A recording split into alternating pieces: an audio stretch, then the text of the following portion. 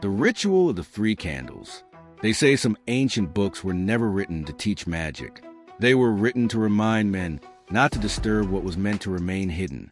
In 1978, a young student named Daniel found an old copy of the Key of Solomon in a library that was being cleared out. The book was covered in dust and had no identification. Inside, there were hand-drawn symbols, yellowed pages, and a small sheet of paper folded between two chapters. It contained only one instruction: light 3 candles. Do not speak the name, and never allow the third flame to go out. Daniel thought it was nothing more than an old superstition. That same night, he decided to perform the ritual. He placed 3 candles on a table, 1 white, 1 red, and 1 black. He closed the curtains, turned off the lights, and opened the book. For several minutes, nothing happened. Then, the first candle went out. Daniel froze. There was no wind. The window was closed. He tried to light it again. The flame appeared for a few seconds and disappeared. That was when he heard a noise coming from the hallway. 1 step, then another. Tap, tap, tap. Daniel stared at the door. No one entered. He turned his eyes back to the candles. The second one was still burning, but its flame was growing taller and taller, until it began to burn downward toward the table itself. Daniel stepped back. Then something impossible happened. The flame of the second candle began casting a reflection on the floor, but the reflection didn't match the candle. It looked like the silhouette of a person, a tall person, standing directly behind him. Daniel didn't dare look. He grabbed the book and tried to close it. He couldn't.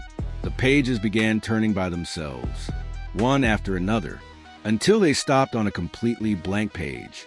Then letters slowly began appearing, as if someone were writing from the other side of the paper. You lit all 3. Daniel looked at the table. The first candle was out. The second was still burning. And the third, the black candle, had never even been lit. Then he noticed something. There were 4 shadows on the floor. Daniel was looking at 3 candles, but there were 4 shadows. The 4th one was standing behind him, very close. He closed his eyes and heard a voice whisper, "Now the last one is missing." The 3rd candle suddenly lit itself. Daniel finally turned around. There was no one there.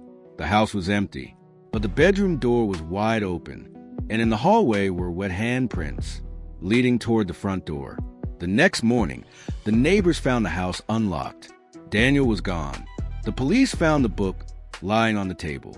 The 3 candles were still there, the white one, the red one, and the black one.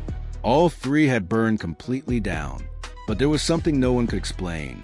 On the wall behind the table, there were 4 shadows burned into the paint. 3 had the shape of candles. The 4th had the shape of a person. Years later, the book disappeared from the police station, but one final note was found in the original police report. If anyone finds this book, do not light 3 candles, because according to the final page of the Key of Solomon, the ritual was never meant to summon a spirit. It was meant to discover which one was already inside the house.